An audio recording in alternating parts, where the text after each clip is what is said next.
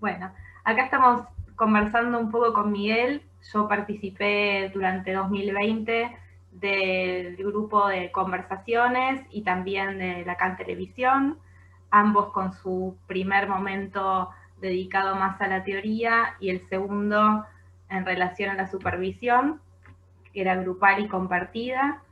Así que en función de eso, lo primero que pensé en preguntarte es si ese armado tiene que ver con una idea tuya de respetar este trípode freudiano de formación y supervisión. ¿Por qué los uniste? Sí, eh, creo que la respuesta a esa pregunta tiene dos partes. Una, en realidad las dos partes las conoces. La primera atañe justamente a esto que estás comentando y que tiene que ver con lo que nosotros consideramos como aquello que forma parte del camino que recorre alguien que se quiere dedicar al psicoanálisis y que nosotros suponemos que ese camino está jalonado sobre todo por tres indicadores importantes. Uno es el análisis personal, el otro es el análisis de textos y además el análisis de casos clínicos. Y yo, digamos que a estos tres ejes le agregaría un cuarto que estaría de alguna manera aludido allí, y es el enlace con colegas que también están interesadas en el psicoanálisis. Y con esto estoy respondiendo que sí a tu pregunta, que tiene que ver justamente con algo que atañe a lo que nosotros entendemos como un camino interesante para aquel que quiere dedicarse al psicoanálisis. Y por otra parte, viste, Mariana, que eh, a veces las propuestas surgen también de ciertas contingencias, ¿no? De ciertos accidentes, cuestiones inesperadas. Y en este caso también eso ocurrió porque a vos te consta, porque formabas parte de uno de los grupos eh, con los cuales nos reuníamos una vez por mes en una institución que se ocupa de la cobertura de salud. En esas reuniones teníamos un formato parecido, solo que teníamos una dedicación hacia cuestiones administrativas que formaban parte de nuestra pertenencia a esa cobertura, y luego el comentario de casos, de recortes, de fragmentos clínicos. Hace 2 años, un poquito más, en noviembre del 2018, yo estaba en México justamente y me entero por un colega con el cual yo coordinaba una de estas reuniones. De hecho, era la reunión con la cual estábamos contigo reunidos, que esas reuniones se suspendían, se cancelaban, quedaban anuladas.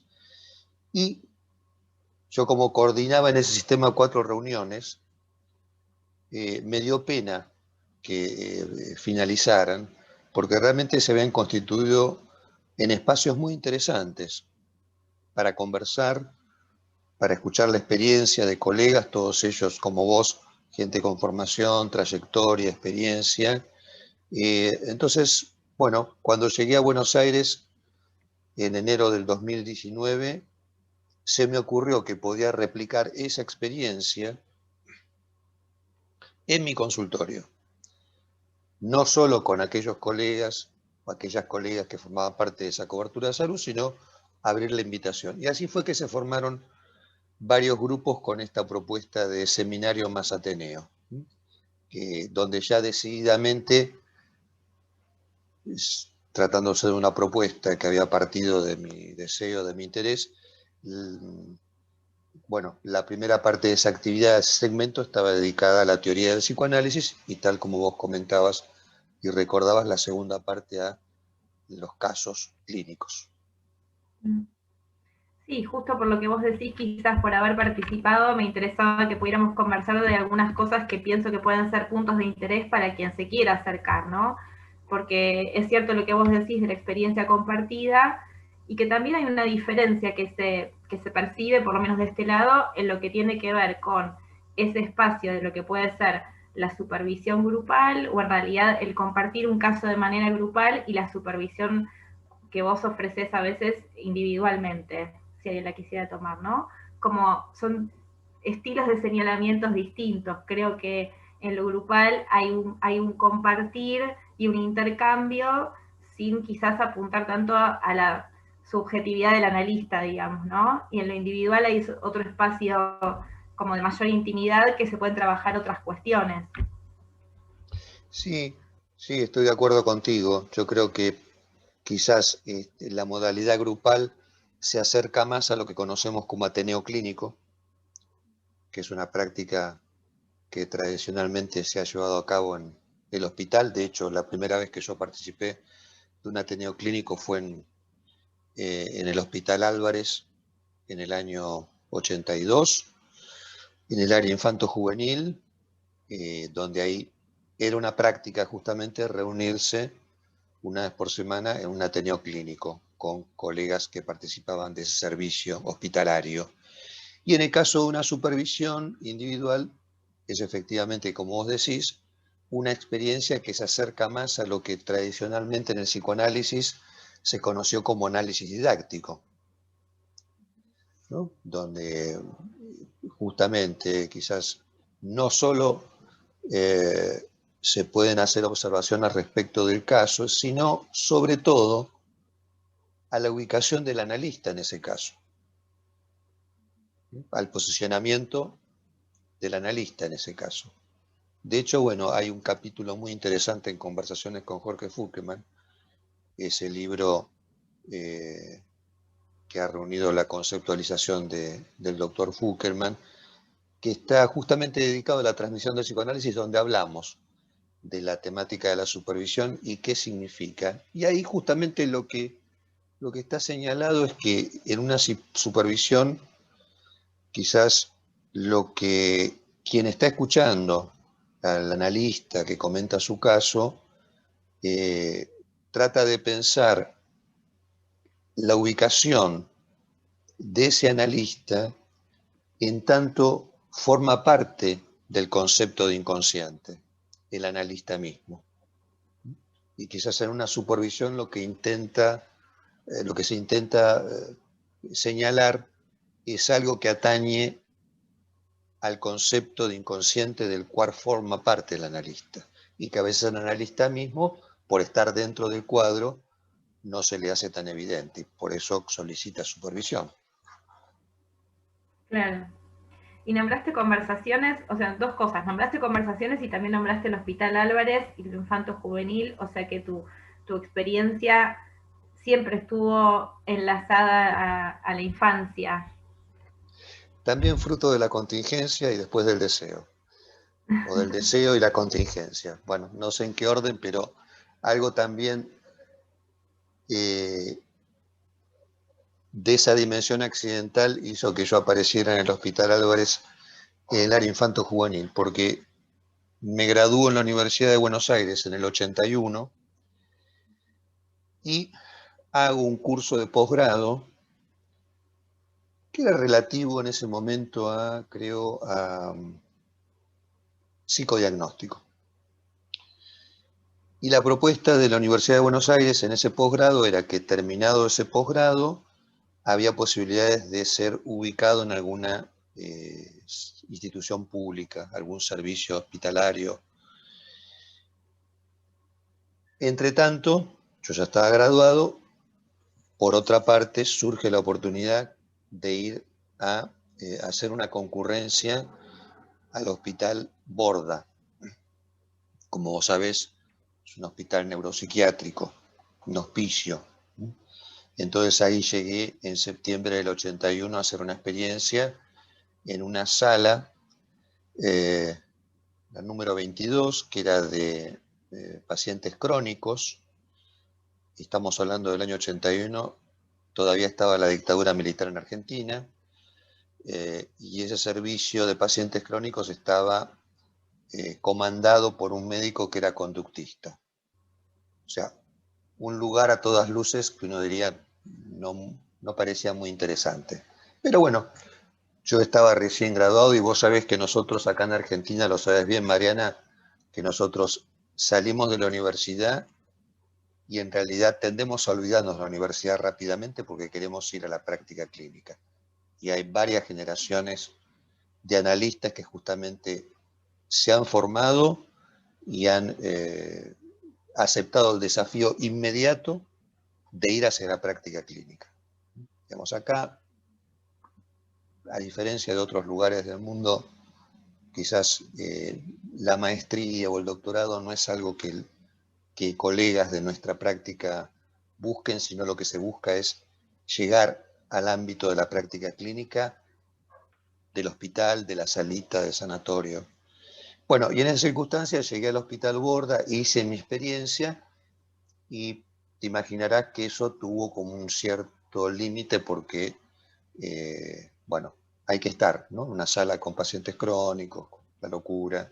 Fue interesante, fue, digamos, ilustrativo, pero bueno, yo llamé a la facultad y dije, bueno, miren, me quedé esperando y no llegó ninguna propuesta. Y me dijeron, bueno, ¿le interesaría el Hospital Álvarez al área infanto-juvenil?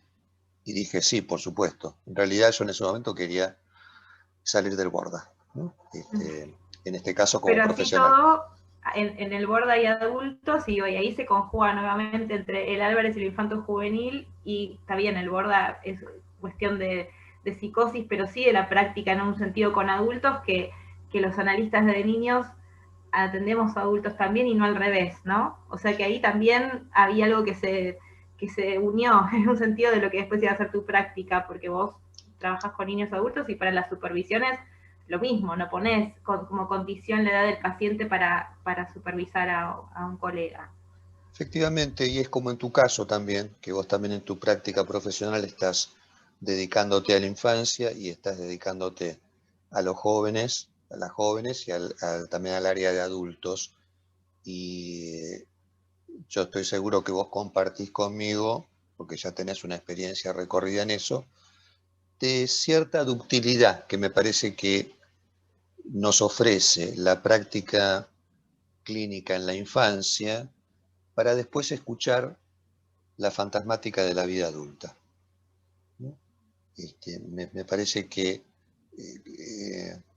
nos permite como cierta plasticidad en el campo de los adultos. De hecho, yo no entiendo muchas veces cuando hay analistas, y acá estoy también recordando lo que decía el doctor Fuckerman, que yo acuerdo, y me ha ocurrido lo mismo, que analistas de adultos que dicen, yo de niños no entiendo nada. Bueno, la verdad que es muy raro eso, porque a Lacan mismo le preguntaron, se dedicaba a la infancia y dijo, yo tengo niños en el diván, ¿no? Digamos, que me parece que esa aproximación a nosotros, los que nos hemos dedicado a la infancia, nos permite, sí, una escucha que tiene como un matiz que yo entiendo como distintivo respecto a los adultos y a la fantasmática adulta, ¿no? Pero además también tendría que ver con otra forma de entender, como vos decís, esto de los niños, lo infantil, pero lo infantil como algo que permanece, ¿no? Porque uno por estudiar para atender niños va hacia lo constitutivo también de aparato, si se quiere. Eh, no es que piensa en un determinado momento desde la formación sintomática, por ejemplo, ¿no? Entonces únicamente ver, bueno, hay retorno a lo reprimido o no. Se toma en cuenta todo lo anterior, que en el adulto también sigue operando, ¿no? Pero que eso a veces queda por ahí un poco a un lado. Efectivamente, y a vos te consta, porque ya hace tiempo que venimos de algún modo trabajando juntos y reflexionando sobre la infancia y sobre la vida adulta, que nos resultan muy importantes las ensoñaciones de la latencia y los juegos de la latencia. Y cuando vamos a la vida de la fantasía de los adultos, es para nosotros también muy aleccionador ir buscando, ir pesquisando cómo se manifiestan esas ensoñaciones de la latencia, esos juegos de la infancia, en la fantasía, esta vez, de los adultos, que ya tiene, por supuesto, otra connotación, porque ahí tenemos a la verdad participando de otra manera que en la vida infantil con la actividad lúdica. Y hablando de, bueno, justo me diste el pie para hablar de juego, ¿no? Y poder, que puedas comentar un poco todo el lugar central, no únicamente que se le da desde el trabajo con niños, sino que además Fukelman refuerza permanentemente en conversaciones, ¿no? Como decir esto de el juego hacia la infancia, ¿no? Y lo que vos nombras tantas veces también como pantalla, ¿no? Y, y esa otra inquietud en relación a, bueno, no habría que pensar entonces que no hay juego, sino que hay un adulto que no está leyendo un juego allí, ¿no? Y quizás como el trabajo del analista de significar alguna significación del niño como juego, ¿no? Y que no se trata de hacerlo jugar, sino de entender eso que trae y darle una vuelta sería para entenderlo como una escena de juego. Mejor no lo pude haber dicho yo, tal como No lo creo, has, no creo. tal como lo has explicado.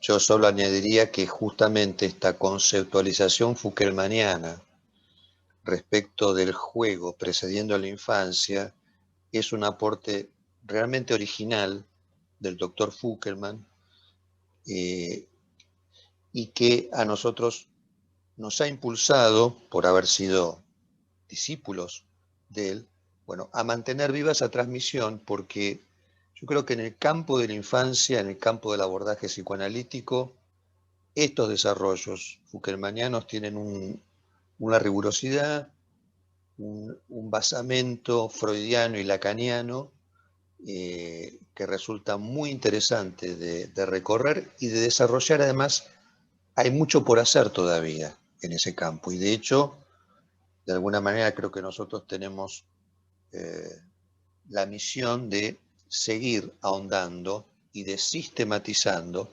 esa enseñanza fukelmaniana, la relacionada con el juego como algo que constituye la infancia y como esa pantalla, barrera o espejo que representa la actividad lúdica y que, como vos bien dijiste, está garantizada por el marco, los límites que ofrecen los mayores allí, nuevamente en su relación con la verdad, y la verdad para los mayores es la sexualidad de muerte, y en esa delimitación marcando un más allá y un más acá del juego. Y añadiendo además que también este hincapié o este énfasis en las ensoñaciones de la latencia es también una indicación del doctor Fukelman que es interesante seguir desarrollando. Y es una transmisión que se mantiene viva y vigente. Y bueno, y que hemos llevado no solamente a los colegas de aquí de Argentina, a conocer, sino también a compañeros y compañeras de Colombia y de México, sobre todo. Uh-huh. Y hablando nombraste a los mayores, entonces en función a eso habrían dos interrogantes. Por un lado lo asocié con, digamos, con la legalidad de los adultos, ¿no? En relación al niño. Digo, porque Fukelman tiene todo un capítulo dedicado al Edipo, y no sé si te habrá llegado, como que hoy en día pareciera que como organizador psíquico algunos lo cuestionan, ¿no? O al menos cuestionan a Freud, como diciendo, bueno, esto ya no pasa así, ¿no? Del niño con sentimientos eróticos hacia la madre y viceversa, ¿no? Como que hay un cierto, sí, diría cuestionamiento o dificultad de algunos colegas más jóvenes en querer acercarse un poco a esos textos. Entonces, bueno, pensaba un poco en esto cuando decías los mayores para que pudieras comentar algo del Edipo, también en relación a lo que nombra Fukelman en el texto si querés, y también pensaba qué lugar o hasta qué lugar se le puede dar a los padres en el tratamiento de los niños. Mira, es muy interesante lo que señalás porque estás también indicando algo que atañe a la relación del psicoanálisis con la época. Y me parece que aquel analista que no contemple en su práctica el horizonte de la época, mejor que abandone la práctica. Y en esa dimensión, justamente la de poner en correspondencia la época con la práctica del psicoanálisis, nos encontramos con fenómenos que son estructurales y otros discursos que van mutando. Y lo sorprendente es averiguar que el psicoanálisis no solo se mantiene vigente, sino que anticipa algunos discursos. Porque, de hecho, si nosotros, por ejemplo, hablamos de la parentalidad en distintas vertientes, como las que ahora han aparecido en nuestra época de la mano, y enhorabuena que haya sido así, de la mano de la ley, ya que mencionaste la dimensión de la ley, la monoparentalidad, la homoparentalidad, la heteroparentalidad, la multiparentalidad. El psicoanálisis ya había anticipado y, digamos, distinguido claramente que la progenitura no tiene que ver con la función. Que la función de padre o madre es algo que comienza con la presencia del bebé o de la beba, y ahí hay que ver los deseos que se ponen en juego y quién está dispuesto a asumir, a encarnar esa función que es imprescindible, que justamente la de poner en juego un deseo no anónimo, una voz y una mirada. Y ahí en realidad, si la pareja son de dos personas del mismo sexo, de diferente sexo, o es una persona, que nunca es una sola persona porque está en un entorno, allí una red familiar, un linaje, lo que nosotros entendemos del psicoanálisis, que lo fundamental es la presencia de otro que ponga en juego su deseo. Después las cuestiones imaginarias, en qué personaje queda asignada esa función, bueno, es casi anecdótico, diría, o en todo caso después habrá que ver cómo se implica eso en la historia de cada sujeto. Pero hay algo estructural allí que se pone en juego y que justamente atañe a que para nuestra especie, a diferencia de cualquier otra, tenemos un fenómeno muy singular y quizás tan próximo, tan cercano, tan naturalizado que a veces dejamos de percibir lo excepcional que es, y es que la necesidad de una asistencia sostenida, permanente y prolongada es muy evidente. Yo quiero decir, los niños y las niñas necesitan de una asistencia de los mayores durante mucho tiempo. Y en ese tiempo ocurre algo también que es llamativo, que es que casi está como en contradicción con esa prematurez, se podría decir, que se prolonga durante muchos años, digo, porque ni los niños ni las niñas se pueden sostener, ni bastar a sí mismos, ni protegerse de ciertos peligros y riesgos si no están los mayores allí a cargo.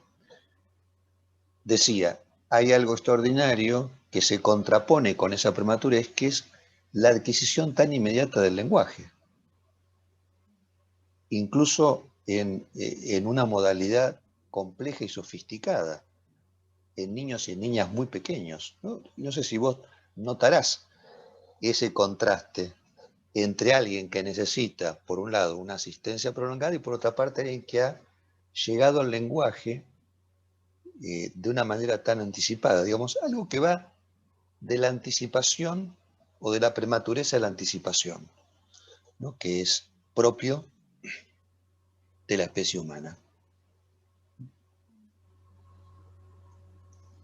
Sí, y esa anticipación que además, como vos decís, ya es anterior a la presencia de ese niño, digamos, una anticipación en el deseo, ¿no? De ese padre-madre quien cumpla la función. Efectivamente, sí, coincido contigo en que hay un sujeto ya, podríamos decir, a propósito del Edipo, que nos evoca el tercero en cuestión, que en el momento que el niño y la niña atraviesan la pubertad,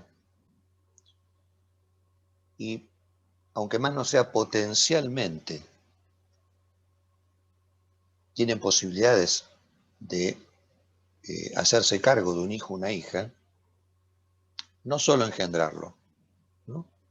O fecundarlo, sino que algo del deseo se pone en juego, podríamos decir que aun cuando no tengan un hijo o una hija nunca, ese potencial está presente siempre.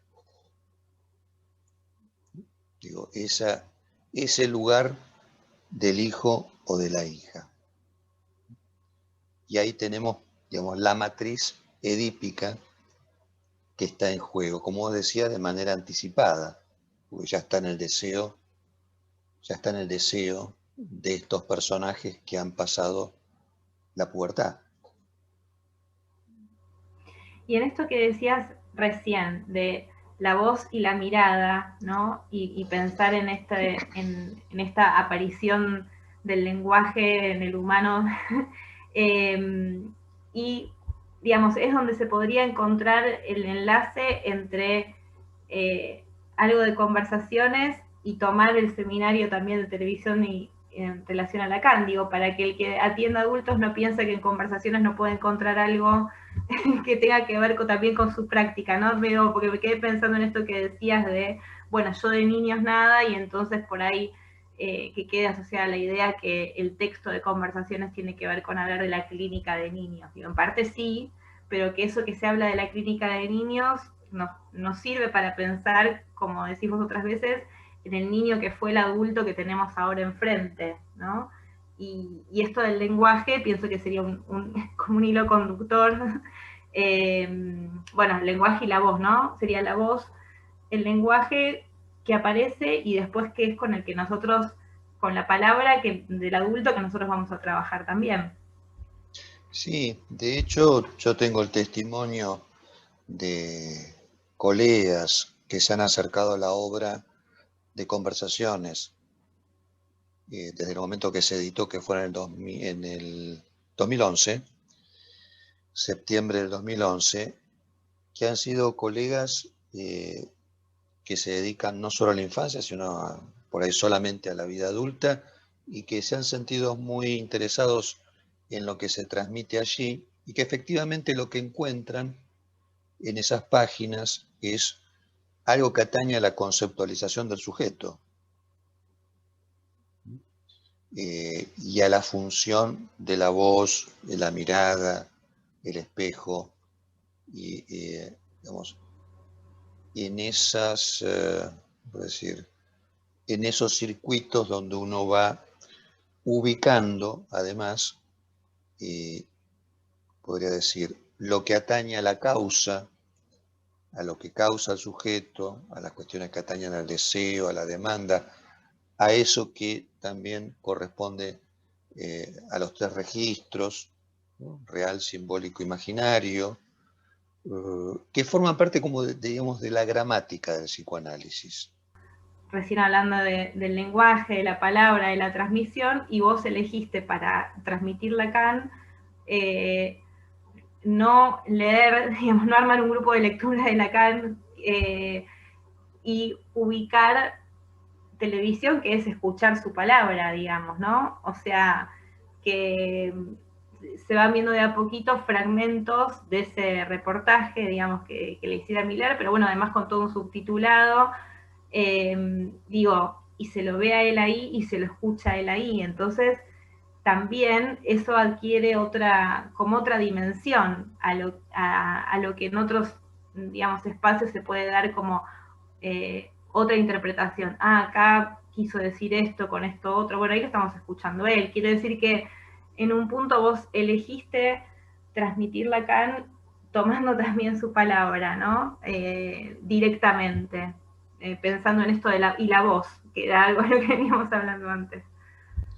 Sí, y no sé cómo habrá sido para vos esa experiencia del recorrido que hicimos en esta primera temporada Primera temporada, de ¿verdad? Lacan Televisión, que tiene 2 temporadas, justamente con los grupos que trabajamos el año pasado. Este año comenzamos la segunda temporada de Lacan Televisión, pero vamos a inaugurar un par de grupos nuevos para quien se quiera sumar y le resulte interesante, para empezar con la primera temporada de Lacan Televisión. Te decía, no sé cómo habrá sido para vos la experiencia justamente de ir escuchándolo a Lacan, incluso también de verlo en su puesta en escena, histriónica, oracular, porque efectivamente la voz aporta ciertos matices también, ¿no?, en la transmisión. Yo hace ya unos cuantos años atrás empecé a escuchar audios de los seminarios que andan por ahí. No están los audios de todos los seminarios. De los primeros, por ejemplo, recién el primer seminario del cual se tiene un registro de audios es el Seminario de la Angustia. Y luego hay otros audios de otros seminarios, no de todos.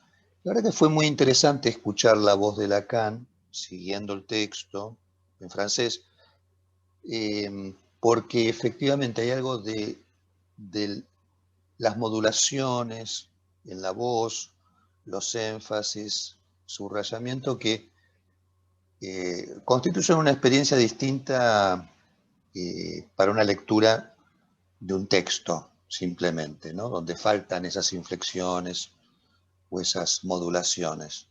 Así que sí, me pareció interesante. Bueno, y además, en un año como el 2020, que explotaron las pantallas, pusimos en pantalla televisión, la pantalla sobre la pantalla. De hecho, bueno, vos estabas al tanto que estos grupos del 2020 arrancaban todos de manera presencial,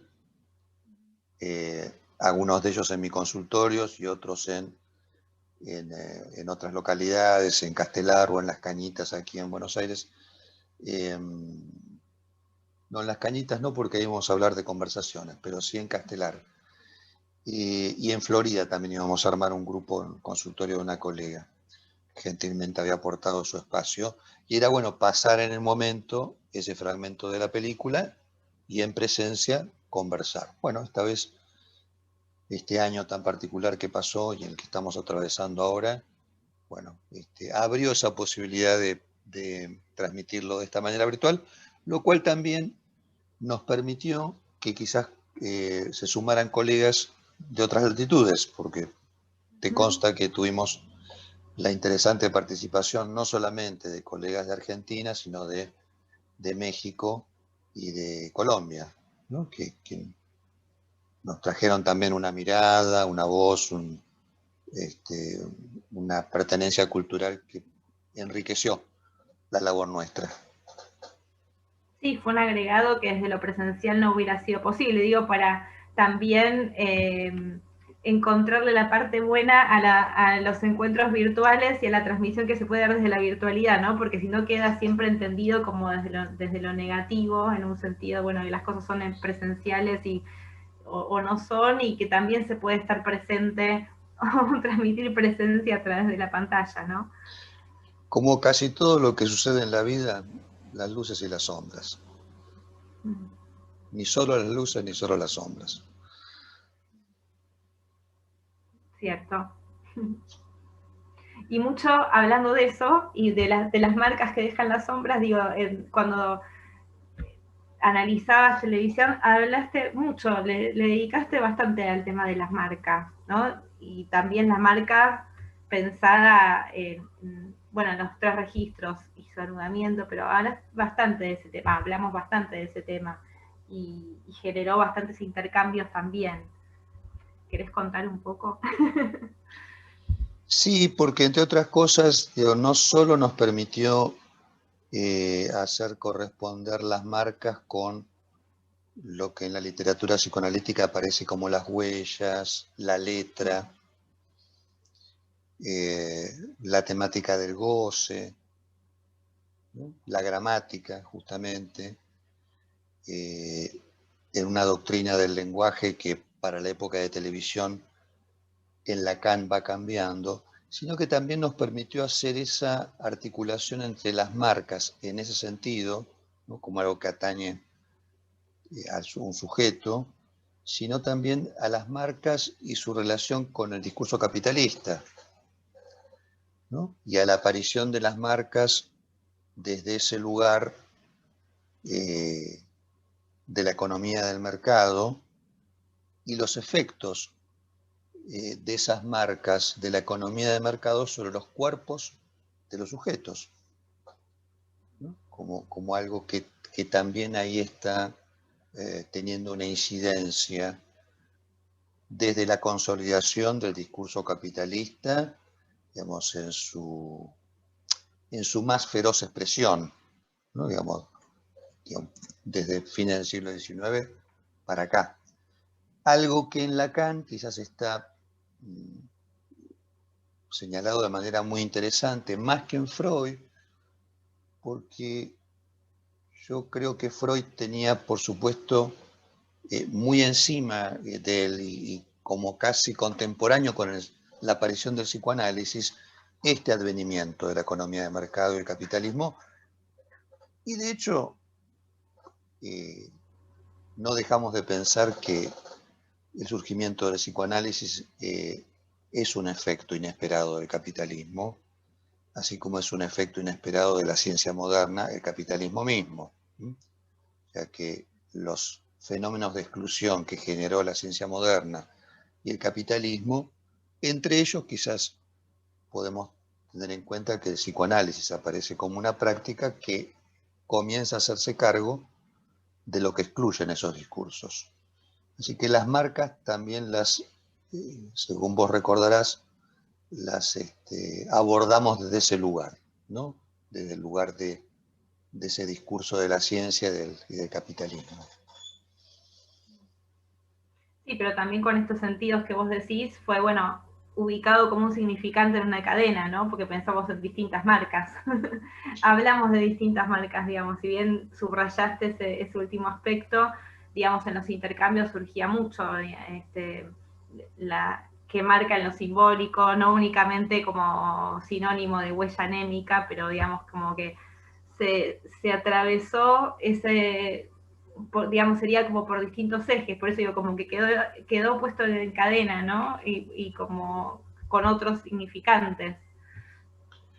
Sí, y entendiendo que una cadena también deja algo afuera, ¿no? Deja algo en menos y también algo en más.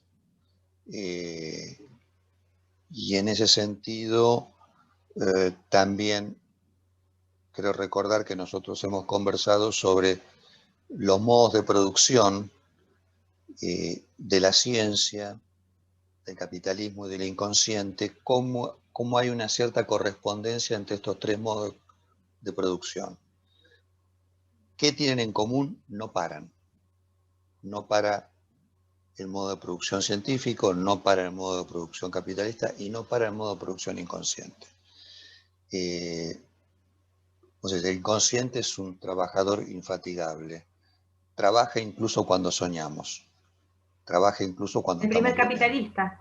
El primer capitalista, que podría decir así, que tiene... Claro, es como, diría no sí capitalista o el primer trabajador El primer capitalista. trabajador, claro. Claro. O aquel trabajador que soñaría el capitalismo, que hacia allá vamos, ¿no? Porque ya estamos en eso que no deja de producir y, bueno, y los efectos consecuentes. Sí, algo de eso intercambiamos en relación a que estas nuevas modalidades de trabajo también hicieron a que haya menos espacios de corte justamente y más trabajo encadenado como en serie, ¿no? Cortar una conexión y empezar otra.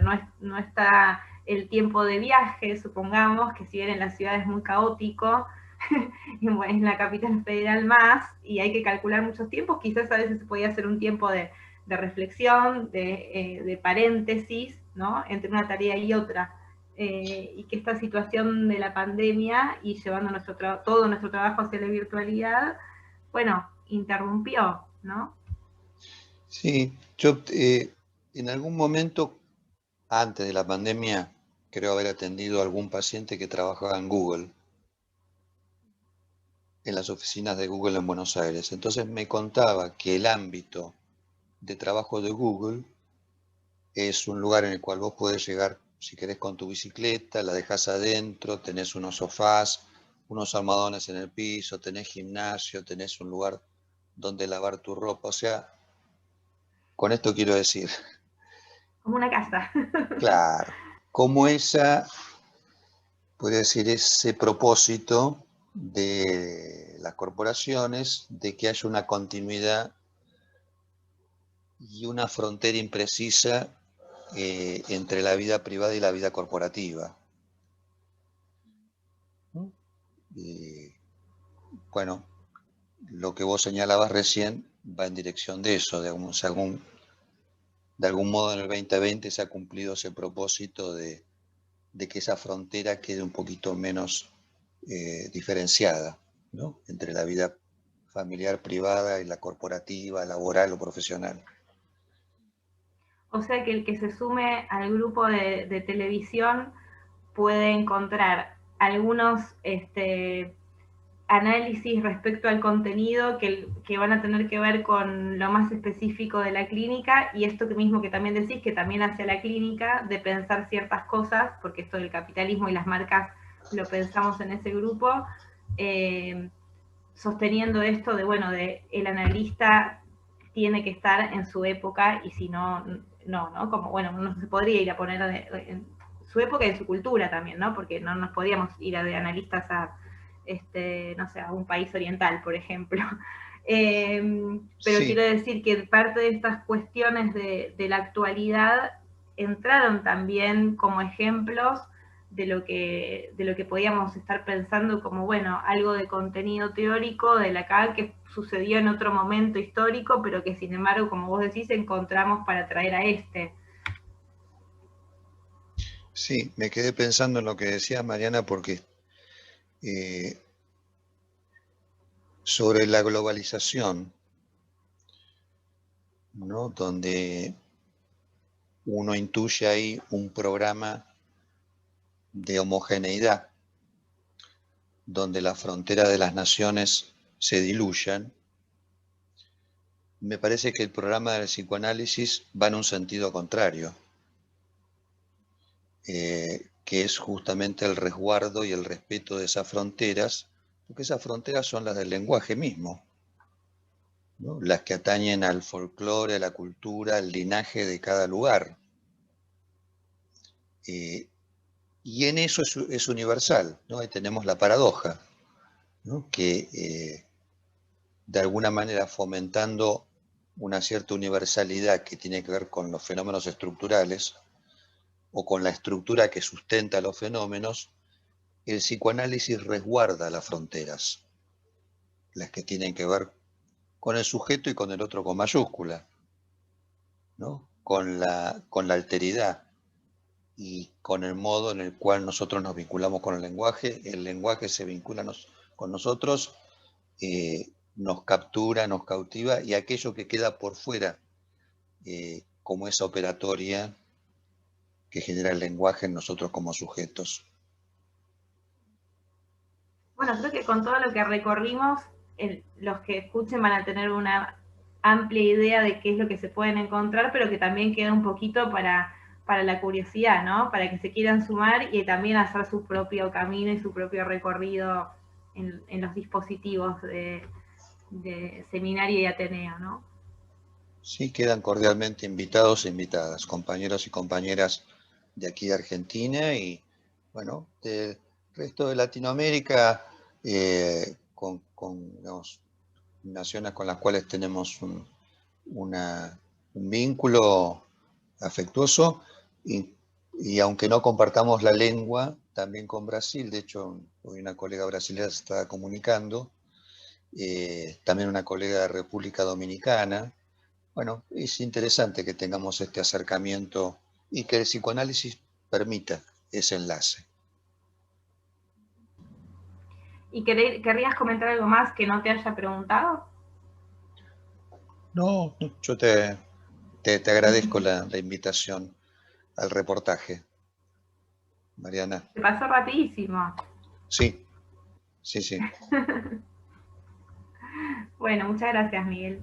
No, muchas gracias, Mariana.